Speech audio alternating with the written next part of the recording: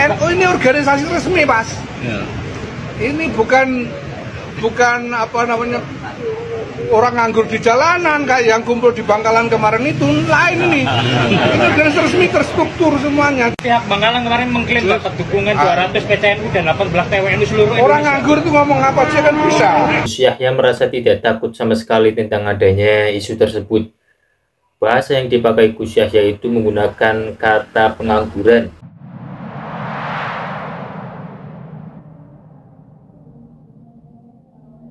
Assalamualaikum warahmatullahi wabarakatuh.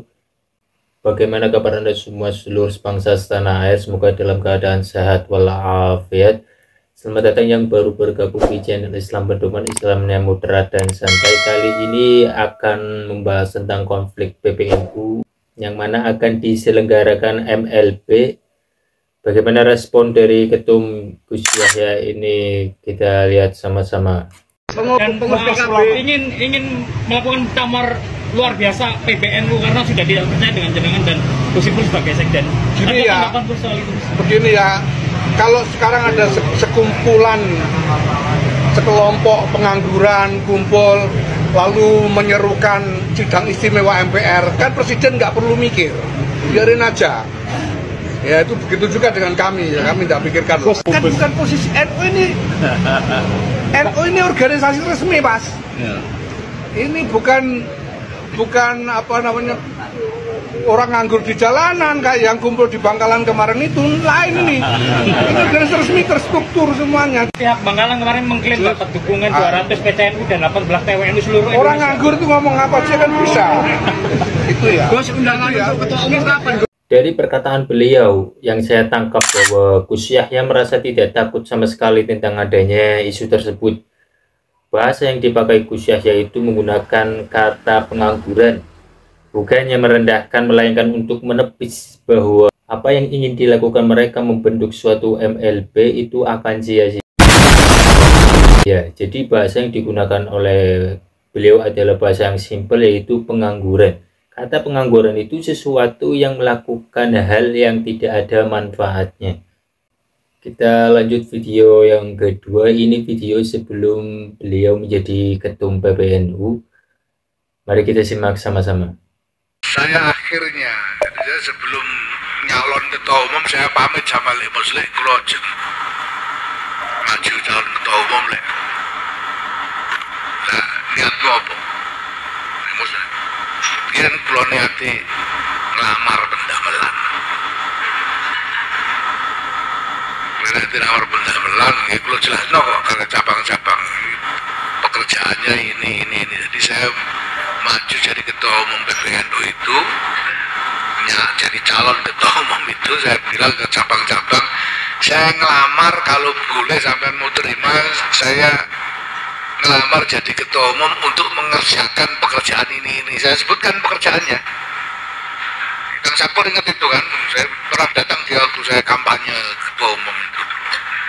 Saya jelaskan, saya ngelamar pekerjaannya ini. Dan saya sampaikan. Dan saya sudah kasih disclaimer, saya kasih peringatan awal. Nah nanti kalau sampean milih saya dan saya jadi ketua umum beneran cabang-cabang ini cabang-cabang ini nanti akan tambah capek, tambah pusing, saya bilang gitu. Itu sebelum muktamar udah saya bilang gitu. Iya kan, saya udah bilang gitu. Kalau sampean pilih saya dan saya jadi ketua umum beneran, itu nanti cabang-cabang akan lebih capek, akan tambah capek, tambah pusing. Ya. Makanya sekarang kalau ada cabang ngeluh, mana ini sekarang kok? Jadi proses repot, banyak urusannya begini begitu ya. Saya coba bilang rasakan akibatnya, saya bilang gitu. Kalau sudah saya kasih tahu sejak awal kok salahnya sendiri. Nah kalau sampean enggak dulu muktamar nggak ikut milih saya bilang ya nasib sampean sudah ikut kena akibatnya. Nah begitu saya tamar, saya terpilih, saya matur lagi ke Lek Muslik, Lek kula pamit ajeng ndablek 5 tahun, saya bilang. Saya pamit ke Lemos, saya mau ndablek 5 tahun. Ndablek itu artinya pokoknya saya kerjakan ini. Orang mau bagaimana aja saya tidak peduli. Saya udah janji kok. Udah janji sejak awal saya maju sebagai calon, saya mau kerjakan ini. Itu saya kerjakan. Orang mau nggak terima, mau protes, mau ini, nggak peduli pokoknya. Kalau nggak mau, ya silakan ganti saya. Ya, mau kemarin ada yang ngomong MLB, sayangnya kalau yang ngomong pengangguran. Kalau yang ngomong lebih bermutu begitu ya saya perhatikan beneran. Saya silakan, kalau mau MLB silakan. Saya kan melamar pekerjaan biasa, orang melamar kerjaan diterima habis itu dipecat itu kan di mana-mana terjadi gitu, biasa. Kalau memang nggak tahan ya sudah ganti aja. Tapi kalau nggak mau MLB ya tunggu nanti muktamar, cari ketua umum yang lain kalau nggak tahan sama saya begitu. Karena saya udah janji sejak awal. Dan memang persis ini yang saya kerjakan, saya tidak mengerjakan yang lain-lain kok. Saya juga tidak mau sekarang disuruh pengajian umum apa kan tidak mau saya. Tidak, saya udah janji ya mau kerjakan ini kok. Makanya tidak usah kan bikin pengajian umum ngundang saya, tidak akan saya mau. Karena sekarang pekerjaan saya ini khusus. Sekarang saya bilang ke cabang-cabang ini waktunya saya memenuhi janji untuk membuat cabang-cabang lebih capek, lebih pusing.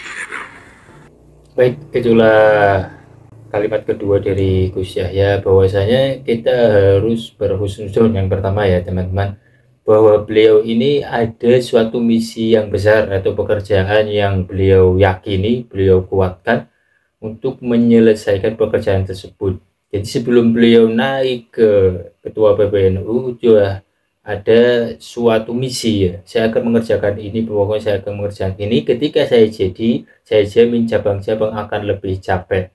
Jadi marilah kita sebagai warga NU, khususnya saya yang merasa warga NU, kasihan yang dibawa-bawa itu, kasihan ada MLB, ada PBNU dan lain sebagainya. Masyarakat akan bingung.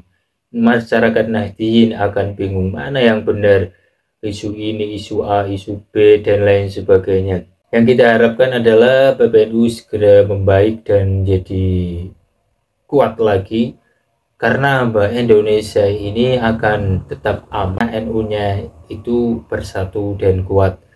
Jadi cara untuk menghancurkan Indonesia itu dengan menghancurkan NU. Itu sudah terbukti ya teman-teman, bahwa NU itu sudah berjuang dari sebelum kemerdekaan, mengusir penjajah dan lain sebagainya. Ya, walaupun tidak menafikan ada pejuang-pejuang yang lain, tapi NU ikut serta dalam perjuangan kemerdekaan Republik Indonesia. Maka untuk para petinggi-petinggi NU, saya minta untuk cepatlah